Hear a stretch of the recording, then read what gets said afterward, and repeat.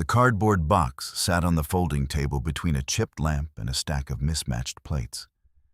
And inside it, catching the gray morning light, were a bronze star, a purple heart, and a row of campaign ribbons gone soft with age. The old woman sitting behind the table had a cash box and a hand-lettered sign.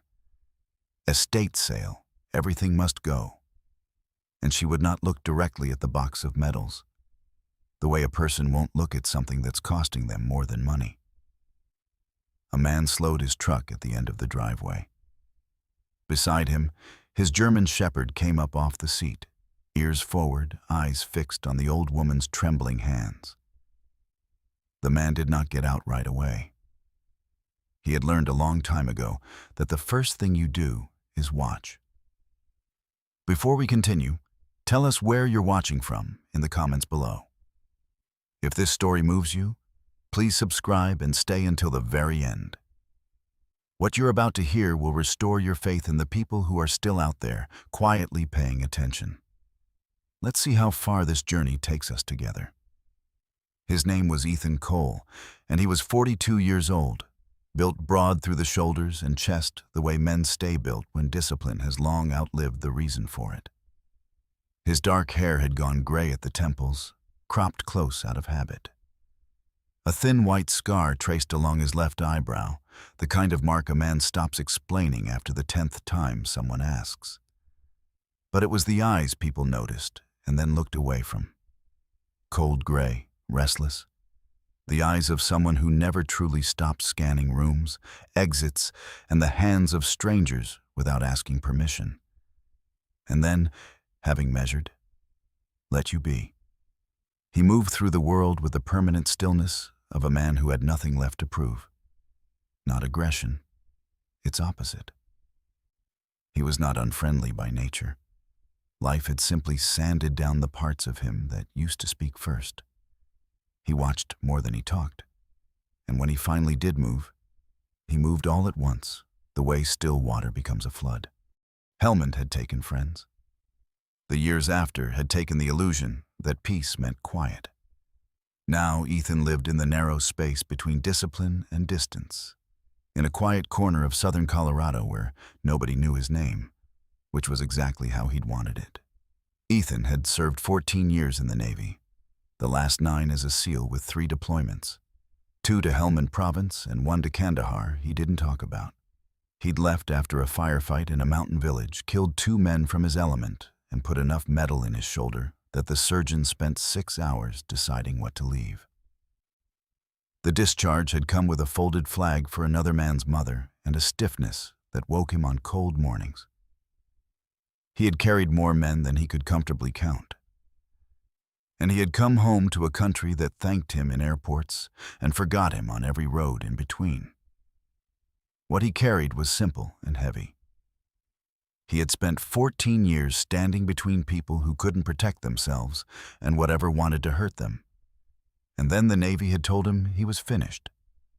And he had never worked out what a man like him was supposed to do with a life that no longer needed him. So he'd bought a small place outside a town in southern Colorado and did handyman work, and fixed what was broken, because at least a man could finish that. He understood the weight of a folded flag and a box of medals better than most. He had handed enough of them to grieving families to know what they cost. The German shepherd in Ethan's passenger seat was named Maverick. He was 6 years old, 90 pounds of black and rich amber. His coat darkened along the spine and across both ears, his body built like something assembled for a single purpose. His right ear carried a clean notch where shrapnel had passed through it on a road outside Sengin, an inch from ending him. He moved with the clean, controlled confidence of a trained canine who had long ago learned the difference between noise and threat, and he wasted nothing. No motion, no sound, no attention that wasn't earned. Maverick had been Ethan's working dog overseas, retired and adopted after the discharge. 8 months of fighting the bureaucracy, filing the same forms over and over until someone signed off just to be rid of him. Maverick had never left his side since. He was routine, warning system, witness. And in the lonelier corners of the last few years, the closest thing Ethan had let himself call family. And right now, idling at the end of a stranger's driveway, Maverick had gone alert and was leaning toward the old woman at the table, the soft, urgent pull he made when something out there needed help. The town was called Pine Hollow, tucked into the high, cold country of southern Colorado where the mountains stood white against a pale sky and the wind came down off the peaks with teeth in it. That morning, a thin, biting cold lay over the gravel roads and the bare cottonwoods, the kind of freeze that makes the world smaller. The widow's house sat on a quiet lane at the edge of town, an old place with a sagging porch and a yard full of folding tables, breath visible in the shadowed corners where the sun hadn't reached. Out here, when an old person ran out of money, the whole town drove slowly past the estate sale and told themselves it was a shame and kept driving because it was none of their business. The man behind the trouble was named Preston Vale, and he owned the note on the widow's house along with a good deal else in Pine Hollow. His family had run the bank and the title company for 2 generations, and the Vale name sat on the Chamber of Commerce and the county fairgrounds. Preston had a way of buying up the homes of the elderly and the grieving cheap, the moment the medical bills or the back taxes piled up, and making the paperwork come back clean. People in Pine Hollow were polite to him and said nothing real when he passed. He'd learned early that consequences were for other people, and 47 years had taught him nothing to the contrary. What people knew about Preston Vale was that he'd put a reverse mortgage on more than one widow's house at terms no one could meet. What they knew was that the title clerk who'd questioned the fees had been let go within a month. What they knew was that you did not cross Preston Vale, and so when an 89-year-old woman ended up selling her dead husband's war medals on a folding table to keep a roof over her head, the town looked away, because that was the kind of thing that happened, and nobody wanted to be next. The widow was named Eleanor Briggs, 89 years old, and she wore her grief and her decline with quiet endurance. Her husband, Harold, had been a Marine, Korea, 2 Purple Hearts and a Bronze Star earned on a frozen ridge in 1951, and he had died the winter before after 63 years of marriage. Eleanor had nursed him to the end on a fixed income, and the medical bills and the balloon payment on a loan she barely understood had come due together. She was selling everything she owned. She had saved the box of medals for last, set it on the table that morning because there was nothing else left to sell, and she had not been able to look at it since. She did not complain. She made change with steady courtesy and thanked each person who picked over her belongings. She carried herself with dignity first. She wore her good cardigan to sell her own life off a folding table, and she kept her chin up, and she had decided, in the way proud old women decide things, that she would not weep where the neighbors could see. The medals were the last of Harold she had. Letting them go was letting go of the last proof that the man she'd loved had been a hero. She had stopped expecting anyone to help her a long time ago. Ethan saw the medals first, the unmistakable shape of a purple heart catching the light from 30 feet away. Then he saw the old woman's hands shake as she straightened the ribbons in the box, and the way she looked everywhere but at them. Maverick let out a low sound and stepped backward in the seat, not forward. The signal Ethan knew meant look closer. You're missing something. Ethan looked. He took in the cash box, the everything must go sign, the medals an old woman could not bring herself to touch. And he went very quiet, the way he used to go quiet right before everything happened at once. He parked and walked up the drive, Maverick at his heel. "Morning, ma'am," Ethan said. Just that. He nodded at the box without picking anything up. "That's a Bronze Star, Purple Heart, Korea ribbons." He looked at her. "These your husband's?" My Harold's. Eleanor's voice was steady, but it cost her. First of the Marines up that ridge, they told me. 63 years we were married. She tried to smile. I'm afraid everything's for sale today. What's his name, your husband? Harold Briggs. Gone this past December. She folded her hands. You a serviceman? Navy, Ethan said. Long time. Maverick walked to Eleanor Briggs and sat down against her leg, uninvited, and leaned his weight into her, and the old woman's careful composure wavered. She put one thin hand down on the dog's notched ear, without quite realizing she'd done it. The dog had decided. Preston Vale did not back down, because men like Preston Vale never back down from something they believe they own. Over the days that followed, Ethan learned the shape of it. He bought the medals himself that morning, paid Eleanor's asking price and pressed the box back into her hands, told her to hold them for him, that he'd be back. And he was back, again and again. And each time he learned a little more. He learned the loan on her house was a reverse mortgage with fees stacked so high that Eleanor had been underwater within 2 years. He learned she'd never been clearly told the terms. He learned that Harold's pension and survivor's benefits had been mishandled, and that Preston Vale had a documented habit of doing exactly this to exactly these people: the old, the grieving, the alone. The ally arrived in the form of the let-go title clerk, a woman named Carol Reyes, who still lived in Pine Hollow and had heard a seal was asking questions at the title company. You're the one who bought Eleanor Briggs's medals back for her, she said. It wasn't a question. She'd kept copies of the loan files the year before Vale forced her out. Proof the disclosures were faked and the fees were illegal. She'd sat on it for years, because Vale sat on the same county board as the people meant to investigate him. She gave Ethan a name: a state attorney general's elder fraud contact, and an honest county deputy named Walsh, who didn't know the Vale family a thing. Maverick felt the temperature of it before Ethan named it. When they neared Preston Vale's office now, the dog sat rigid in the truck, eyes fixed on the doors. And each time Ethan brought Maverick to Eleanor's sagging porch, the dog lay down across the old woman's feet and would not be moved, a quiet guard over a woman the whole town had let slip under. Ethan let him stay. For the first time since Harold died, Eleanor Briggs sat on her own porch and was not entirely alone. Ethan made the call to Deputy Walsh that night and laid it out flat.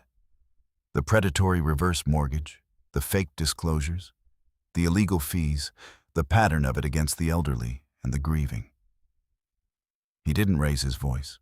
He'd been trained to brief command, and he briefed it. You've done this before, Walsh said. Seen enough of it, Ethan said. Preston Vale moved first, the way the powerful always do when they feel the ground shift.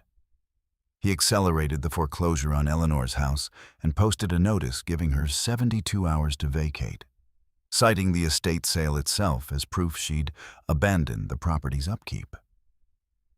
He scheduled the lockout for a morning he assumed the meddling handyman would be 3 counties away.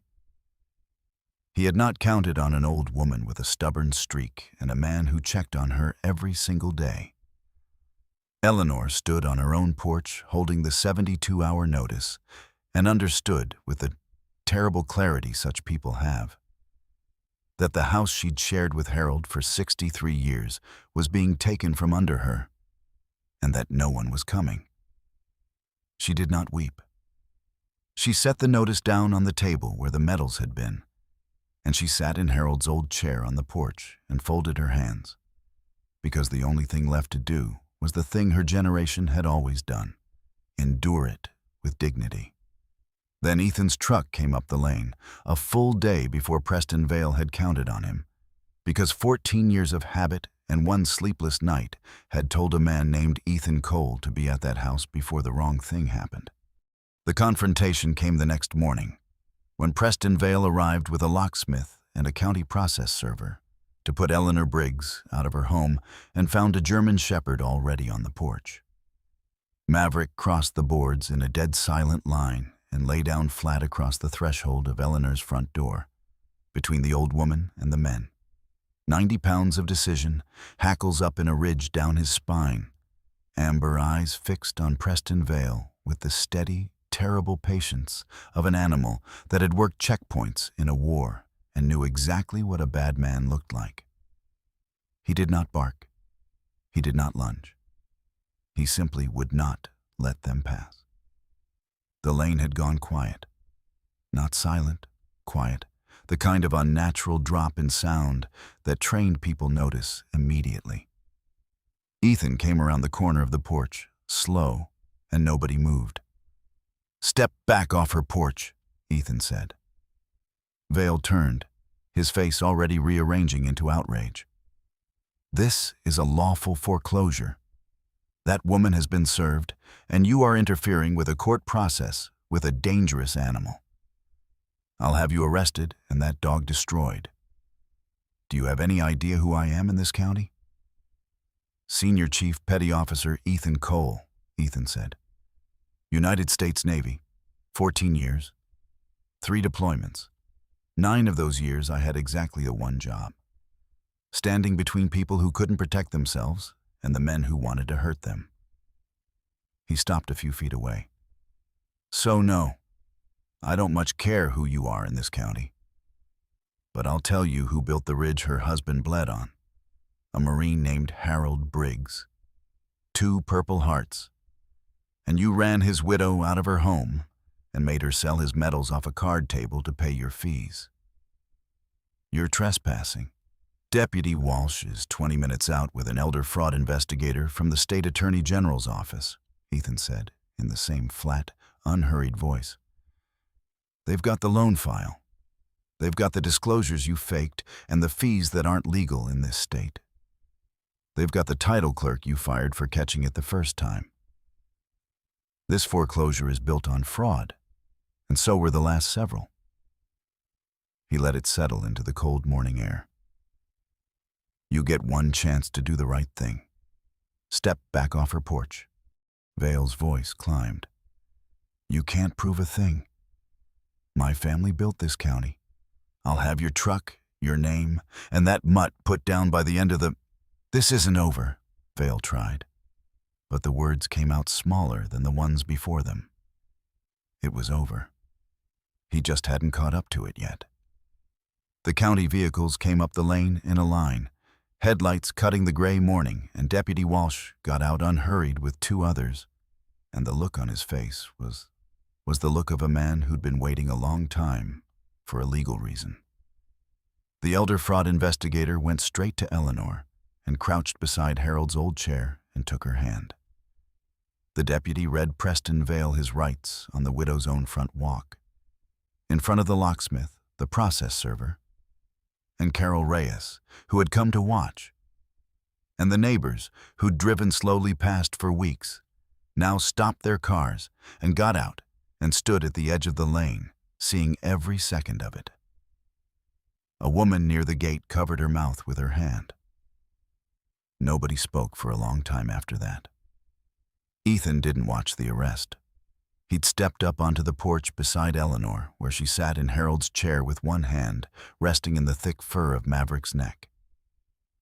He set the cardboard box down in her lap.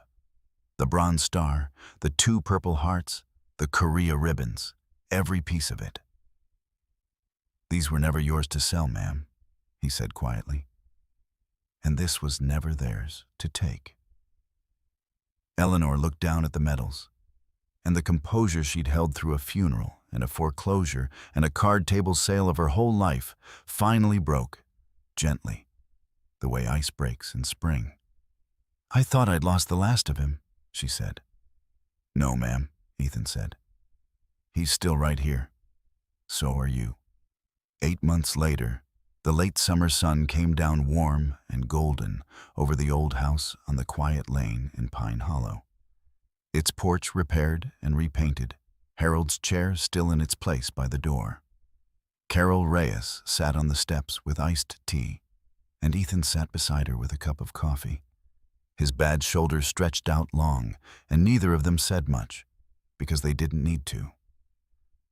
On the porch, an 89-year-old woman sat with a shadow box mounted on the wall behind her. Harold's medals set in glass for good, where no one could ever take them again. And a black and amber German shepherd lay at her feet in a patch of sun, his tail moving slow and easy across the boards. The state had unwound all of it. The fraudulent foreclosure reversed, the predatory loan voided, the illegal fees returned. Eleanor Briggs owned her home free and clear for the first time in years. And the survivors' benefits Vale's mess had tangled were finally paid in full. The neighbors who'd driven past in silence brought casseroles now and stayed to sit a while. Preston Vale had been convicted of elder fraud and multiple counts of mortgage fraud after the audit documented a decade of predatory loans against the old and the grieving. 11 victims in all.